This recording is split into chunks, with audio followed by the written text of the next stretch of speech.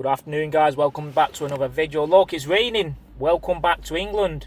The sun's been out for quite a while, but this is the England that we're all used to. And you know what? I don't actually mind it too much because the weather recently has been hot. So look, this is about Eze. And Eze is actively looking for Arsenal to put in a bid for him so he can pack his bags and make the train from Crystal Palace up to Arsenal. So look, we're going to break it down and we're going to get into what this could possibly mean for Arsenal if we can get Eze done over the line after we can wrap up Gyökeres. So first of all, it's quite obvious we've got to sell a few players. There could be a big partition there as well in terms of Trossard. People are saying Martinelli as well. But the most obvious ones is Kiwior, Lokonga, Vieira, Zinchenko, Reece Nelson. Tavares basically has already left us. He's gone to Lazio for about 4 mil. So that's a bit of business done there. So if we can get rid of the others, not sure about Trossard and Martinelli though. We've got to keep at least one of them. We can't let both of them go.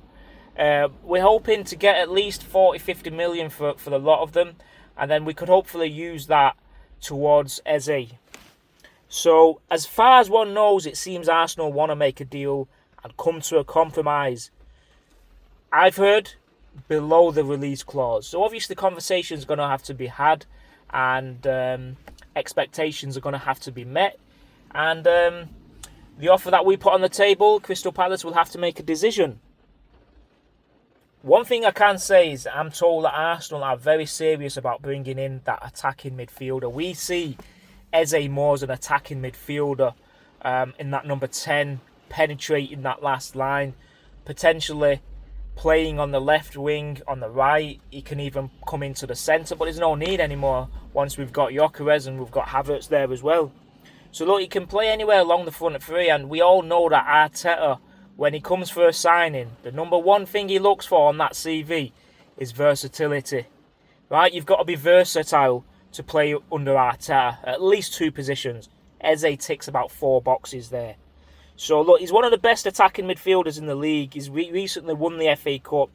To me, when I've seen him play all the time, he's been the danger man. Always, whenever we're playing against Palace for the last couple of seasons, the first players you look at is Eze, Elise, Mateta, and a couple of the midfielders.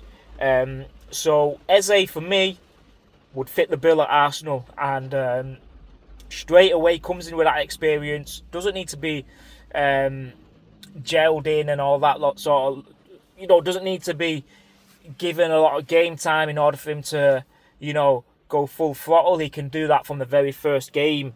And he's 27, he's at the peak, same age as Gyökeres, comes in at the peak, and this is what you want. People are saying you want to get younger players, but a lot of the time, the big clubs go for someone who's proven to win them the title there and then. We need that now because we've invested in a lot of youth. We need some experience to get us over the line. And getting a couple of players in their peak could do it for us. His pace is unthinkable.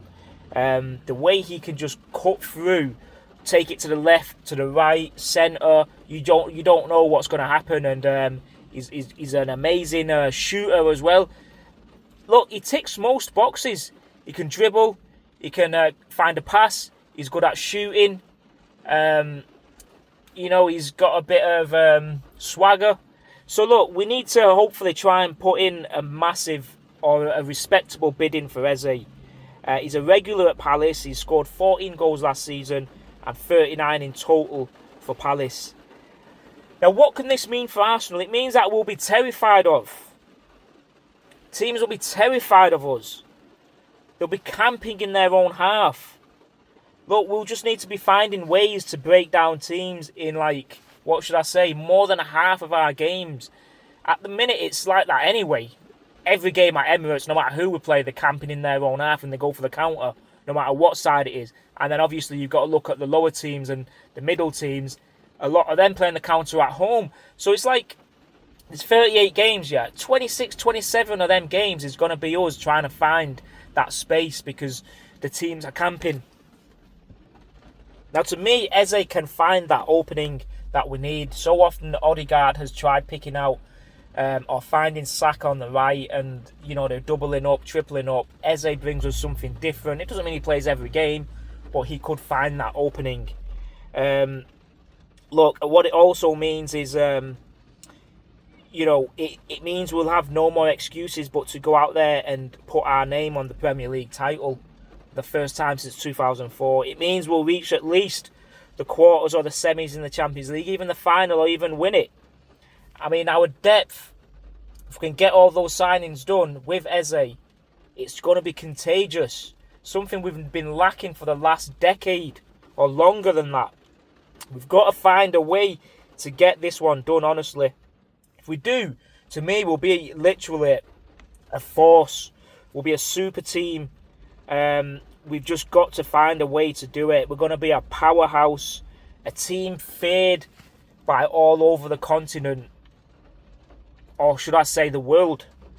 So look, in recent times and recent seasons, we've never ever had the depth or additions needed. Like when it comes to January, for example, and we need a centre half, or we need an attacker, or we need a number 10, we never do the business. But this time, for the first time in a long, long time, this summer we're almost there. We've ticked a lot of boxes.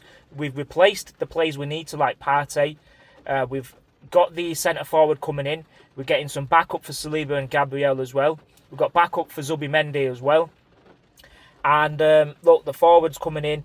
And if we can get Eze, look, we're ticking so many boxes.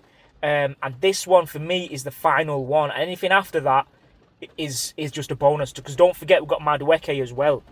So we're almost there. And I can say if we can get these signings done on Eze, I can say for the first time like ever in this Emirates era, we'll be ready to fight for the league. Like from the start of the season, meaning there's no excuses. We've got to go for the title.